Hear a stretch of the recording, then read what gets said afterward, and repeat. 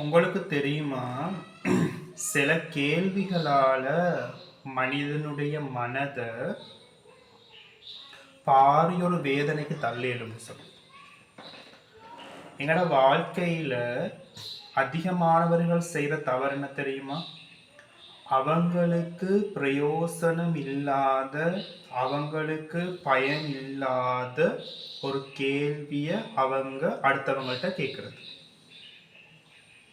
அந்த கேள்வி அவங்களுக்கும் பிரயோசனம் இல்லை, கேட்கப்படுறவருக்கும் பிரயோசனம் இல்லை. ஆனால் அந்த கேள்வியை கேட்பாங்க.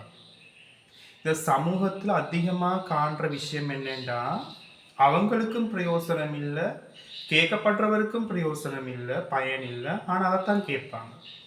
அப்படிப்பட்ட நிறைய கேள்விகள் இருக்குது. அதில் பிரதான கேள்வி ஒன்று என்ன தெரியுமா? ஒருத்தரை பார்த்து நீங்கள் கல்யாணம் முடிக்கலையா, இன்னும் முடிக்காம இருக்கிறீங்க, எவ்வளோ உங்களுக்கு வயசாயிட்டு, இப்படியே இருக்கிறதான்னு கேள்வி கேட்பாங்க. சரியா? இந்த கேள்வியை கேட்குறவருக்கும் எந்த பிரயோசனம் இல்லை என்று சொன்னால், அவர் கல்யாணம் முடித்தாலும் உண்டு, அவர் கல்யாணம் முடிக்காட்டியும் உண்டு. அவர் கல்யாணம் முடிச்சேன்னு இவர் ஒன்றும் கிடைக்க போகிறதும் இல்லை. அவர் கல்யாணம் முடிக்கலைன்னு சொல்லி, திருமணம் செய்யலைன்னு சொல்லி இவருக்கு ஒன்றும் குறைய போகிறதும் இல்லை. இதமாக இன்னொரு கேள்வி கேட்பாங்க. திருமணம் செய்தவர்களை பார்த்து, உங்களுக்கு இன்னும் குழந்தை இல்லையா, எவ்வளவு காலமாக நீங்கள் கல்யாணம் முடிச்சு இன்னும் உங்களுக்கு புள்ள இல்லைன்னு கேட்பாங்க. இந்த கேட்குற கேள்வியும் கேட்குறவருக்கும் எந்த பிரயோசனமும் இல்லை. அதே நேரம் அவருக்கு குழந்தை கிடைச்சாலும் இவருக்கு எந்த பிரயோசனமும் இல்லை, அவருக்கு குழந்தை கிடைக்கலைன்னாலும் இவருக்கு எந்த பிரயோசனமும் இல்லை. ஆனால் தன லைஃப்பில் தனக்கு பிரயோசனம் இல்லாததை, தனக்கு பயன் இல்லாததை கேட்டே இந்த சமூக அமைப்பு பழகிருச்சு. இப்படிப்பட்ட ஒரு கேள்வியால் மனமுடைந்து மனவேதனைக்கு ஆளாகி தற்கொலை வரைக்கும் சென்ற ஒரு விடயத்தைத்தான் இன்று நான் உங்களுடன் பகிர்ந்து கொள்ளப் போகிறேன். சில நாட்களுக்கு முன்பு 29 வயதுடைய ஒருவர் என்னை சந்திக்கிறார். கவுன்சிலிங் அப்பாயின்மெண்ட் எடுத்துக்கொண்டு வந்து என்னை சந்திக்கிறார். சந்திக்கிற நேரம் அவர்கிட்ட நான் கதைக்கிறேன். அவர்கிட்ட சொன்னது, சார், எனக்கிட்ட போகிற வார டைம் எல்லாம் நான் எங்கே போனாலும், எந்த இடத்துக்கு போனாலும், என் ஃபேமிலி வீட்டுக்கு போனாலும், மயத்து வீட்டுக்கு போனாலும், என் ஃப்ரெண்ட்ஸ்ட வெட்டிங் வீட்டுக்கு போனாலும், என் ஃபேமிலி மெம்பர்ஸ்ட வெட்டிங் வீட்டுக்கு போனாலும் என்கிட்ட ஒரு கேள்வியை கேட்டே என்னைய கொள்கிறான். அந்த கேள்வித்தான், சார், இன்னும் கல்யாணம் முடிக்கல, உங்களுக்கு இன்னும் கல்யாணம் முடிக்காமல் இருக்கிறீங்க, எப்போ உங்களோட சாப்பாடு நாங்கள் தின்ன ஆசையாகிக்கிறோம், இப்படி கேட்குறாங்க சார். ஆனால் சார், எனக்கு பர்சனலாக, எனக்கு தனிப்பட்ட முறையில் இந்த திருமண வாழ்க்கையில் ஒரு இன்ட்ரெஸ்ட் இல்லை. அதை நான் என் ஃபேமிலி மெம்பர்ஸ்கிட்ட சொன்னாலோ, என் சம்மந்தப்பட்டவங்க சொன்னாலோ அவங்க அதுக்கு எதிராக பேசுகிறாங்க. இல்லை, எப்படி நீ முடிக்கத்தான் வேணும், உன்னை முடிச்சு வைக்கத்தான் போகிறோம், இப்படியெல்லாம் வாழையிலான்னு சொல்கிறாங்க. எனக்கு இது ஒரே இந்த நாளும் ஸ்ட்ரெஸ்ஸாக, சில நாட்கள் எனக்கு சாகனம் போலும் இருந்துச்சு. நான் ஒரு டைமில் ரூமில் இந்த அந்த ஃபேனில் நான் கவுத்த போட்டுட்டும் அந்த சார் தற்கொலை செஞ்சு கொண்ட நரகம் பெற்றுவோமேன்ற ஒரு பயத்தில் நான் திருப்பி கழட்டி வச்சேன். ஆனால் இப்போ என்னன்றது தெரியாது, சில நேரத்தில் நரகம் போனாலும் பரவாயில்லன்னு சொல்லி சாக நினைக்கிது அப்படின்ட்டு அவர் என்கிட்ட சொன்னார். அவருடைய அந்த மனவேதனையை நான் புரிந்து கொண்டேன். அவருக்குரிய சரியான கவுன்சிலிங்கை பண்ணி அவரோட மனசில் இருந்து அந்த சூசைட் தாட், தற்கொலை எண்ணத்தை முழுமையாக நீக்கி அவரை தைரியப்படுத்தி நான் அவரை அனுப்பினேன். இந்த இடத்துல முக்கியமான ஒரு விஷயம் சொல்லணும். இந்த சமூகத்தில் கேட்குற கேள்வி ஒன்று என்னென்னா,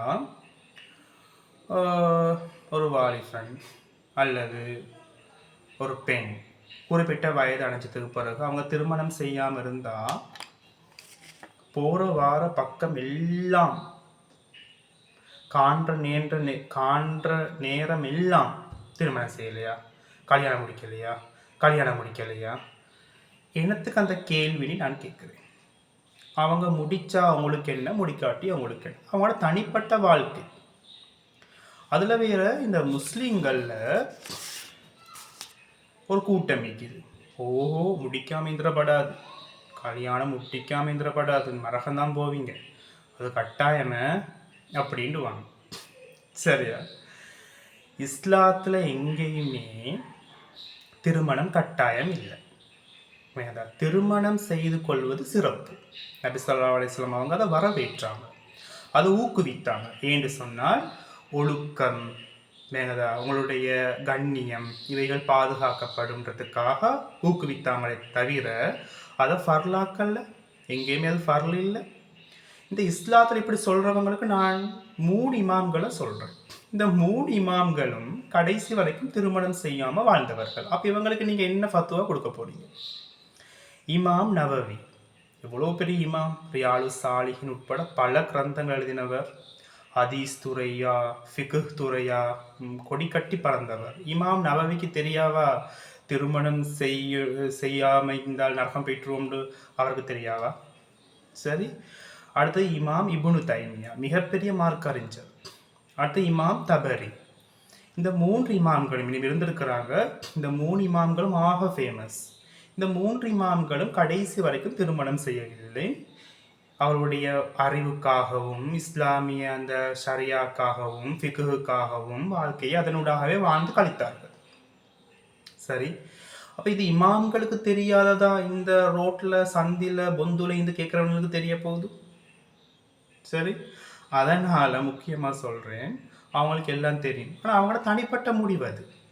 அவங்களுக்கு அந்த திருமணம் செய்து கொள்ள வேண்டிய எண்ணம் ஏற்படவில்லை, குடும்ப வாழ்க்கை எண்ணம் ஏற்படவில்லை. அவர்கள் இபாதத்திலும் அறிவிலும் அந்த இஸ்லாமிய அந்த கல்வியிலும் வாழ்க்கையை கழித்தார்கள். அடுத்தது, ஒருவர் மரணித்தால் அல்லாஹ் எங்கேயுமே கேட்க போறல்ல, நீ ஏன் கல்யாணம் முடிக்கலன்னு சொல்லி. அப்படி கேள்வி இஸ்லாத்துல எங்கேயுமே இல்லை. திருமணம் செய்தவர்களுக்கு கேள்வி கணக்கிக்குது, திருமணம் செய்யாதவர்களுக்கு எங்க கேள்வி கணக்கிக்குது. சரி, அடுத்தது, திருமணம் செய்து கொள்ளாமல் இருக்க அந்த எண்ணம் வர்றது எல்லாருக்கும் வராது. சரி, 100 பேர் எடுத்துக்கொண்டா அதில் ஒரு 2 ஒருத்தருக்கு தான் அந்த எண்ணம் வரும், எங்களுக்கு திருமணம் தேவையில்லை. ஆனால் அவங்க ஒழுக்கமாக தான் நிற்பாங்க. அதுக்குன்னு சொல்லி அவங்க சீரழிய போகிறது இல்லை, ஒழுக்கமாக வாழ்வார்கள், ஒழுக்கமாக இருப்பார்கள். சரியா? அதனால் இது கட்டாயம், நீங்கள் செஞ்சில நரகம் போயிட்டுருவீங்க அப்படி கதையை கொண்டு வருவாங்க. இன்னொன்று சொல்லுவாங்க, என்ன தெரியுமா? திருமணம் செஞ்சால் தான் உங்களுக்கு ஒரு பிள்ளைக்கும், அந்த புள்ள உங்களைய பார்க்கும், உங்களுக்கு கடைசி காலத்தில் உங்களோட ஒய்ஃப் உங்களைய பார்க்கணும்னு சொல்லுவாங்க. நான் சைக்காலஜிஸ்டாக எத்தனையோ முதியோர் இல்லங்களுக்கு போயிட்டிருக்கிறேன். சரியா? அவங்கெல்லாம் திருமணம் செஞ்சு 5 புள்ள 6 புள்ள 10 புள்ளன்னு பெற்றவங்க தான். சரியா? ஒரு புள்ள கூட பார்க்காம முதியோர் இல்லத்தில் இருக்கிறாங்க. அடுத்தது சில ஆட்கள் திருமணம் செய்வாங்க, அவன் இத்தனை வயசுல திருமணம் செஞ்சா தான் உனக்கு இத்தனை வயசுல பிள்ளைக்கும், நீ லேட்டாக திருமணம் செஞ்சா நீ கிழவன் ஆகியவ தான் பிள்ளைக்கும்டுவாங்க. சரி, நான் கேட்குறேன், எத்தனை புள்ளகோள் அதை மாதிரி அவங்க திருமணம் செஞ்சு பிள்ளைய பெற்றா கடைசியில் இடையில வந்தால் அது இன்னொரு ஓடி போகுது. சரி, உமாவை பார்க்குதும் இல்லை, பாப்பாவை பார்க்குதும் இல்லை, அவங்களோட மான மரியாதையே ரோட்டில் போகுது. சரி, அதே நேரம் வளர்ந்தது போறவங்க முதியோர்லத்தை பற்றி விடுறாங்க. அப்போ அவங்க திருமணம் செஞ்சது அப்போ என்ன நோக்கத்துக்காக? தாண்ட புள்ளைனைய பார்க்குண்டு தானே பார்த்துச்சா? அதனால் அதெல்லாம் கன்ஃபார்ம் இல்லை. சரி, திருமணம் செய்து கொள்வது என்ன? ஒரு தன்னுடைய பாலியல் உணர்வை ஹலாலான முறையில் ஒருத்தரோட இணைச்சி கொள்ளணுன்றதுக்காகத்தான் திருமணம் செய்து கொள்கிறாங்க. அது இல்லாமல் ஏண்ட புள்ளைனைய பார்க்கும், இத்தனை வயசுக்கு இத்தனை புள்ளைக்கும், அந்த கற்பனை எல்லாம் சரி வராது. அது அல்லாஹ் நாடணும். சரி, அல்லாஹ் நாடணும். ஆகவே இனிமேலும் வேங்கதா, நீங்கள் ஏன் கல்யாணம் முடிக்கல, ஏன் திருமணம் செய்யாமிக்கிறீங்க என்ற உங்களுக்கு தேவையில்லாத கேள்விகளை கேட்டு அடுத்தவங்களை மன உளைச்சலுக்கு ஆளாக்காதீங்க. திருமணம் செய்தவர்களும் நல்லைக்கிறாங்க, திருமணம் செய்யாதவர்களும் இந்த உலகத்தில் நல்லா வாழ்ந்து மரணித்து இருக்கிறாங்க. எந்த பிரச்சனையும் இல்லை. அது அவங்களோட தனிப்பட்ட விருப்பம், தனிப்பட்ட வெறுப்பு.